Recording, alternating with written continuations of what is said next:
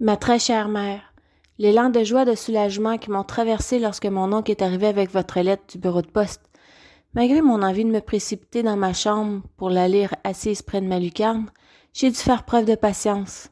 Il n'était pas question pour votre précieuse sœur aînée de me faire filer avec autant d'informations précieuses.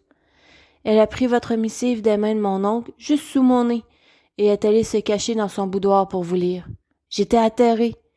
Que c'était cruel de me faire ça à moi, votre fille, qui se languissait de savoir si vous étiez en vie. Heureusement, vous aviez pensé à tout avec cette deuxième lettre, que mon oncle s'est empressé de lui remettre. C'est avec de plates excuses que tante Agathe m'a remis la mienne, m'enjoignant d'aller m'occuper d'Émile pendant son absence. J'avais envie de crier au scandale, tant cette attente me mettait au supplice. Vous dites toujours que j'ai don de m'en faire, mais cette fois, ce n'est pas rien. Votre départ m'a bouleversée, même si vous avez jugé avec mon oncle et ma tante qu'il était nécessaire. J'ai le cœur en miettes depuis le départ soudain de papa. Comment la vie a-t-elle pu nous l'arracher de la sorte? Je pense souvent à lui, alors qu'il m'amenait à la gare voir l'arrivée des trains. Ça me faisait tant rêver. Il me disait qu'un jour, j'y voyagerais peut-être avec ma propre famille. Et voilà que je me retrouve dans cette immense maison victorienne parmi les notables de la rue de l'Église. Je préférais notre vie dans le quartier ouvrier, où nous étions ensemble, toi, moi et papa, dans notre jolie maison, sans devoir m'occuper d'un garçon turbulent.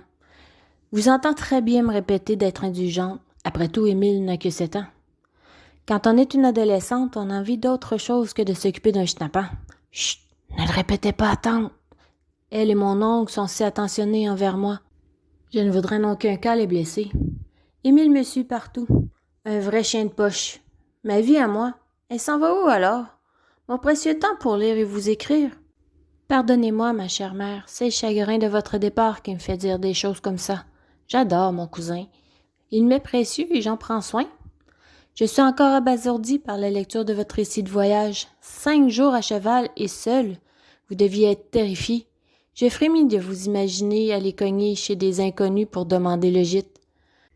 Vous auriez pu tomber sur de mauvaises personnes. Juste d'y penser, un long frisson me traverse tout entière. Et dormir dehors par ces nuits si froides. Heureusement que vous aviez un toit et 4 murs. Qu'est-ce que ce sera cet hiver? Je vous trouve très courageuse de vous être lancée dans cette expédition. Je dois admettre que j'ai bien ri lorsque votre cheval vous a éjecté de cette pomme de route.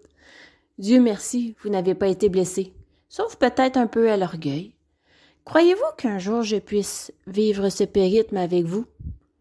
Je ne suis qu'une adolescente. J'ai si hâte à ma vie d'adulte pour vivre tout ce que vous vivez. Avez-vous eu le mal de mer en traversant le fleuve? J'aurais tant de questions à vous poser. À croire que vous êtes parti depuis 6 mois. Comment se passent vos journées? Vous devez être terrifié à l'idée que quelqu'un découvre votre subterfuge. Je prie pour vous chaque jour pour que tout se passe bien. Votre fille qui vous aime, Pauline.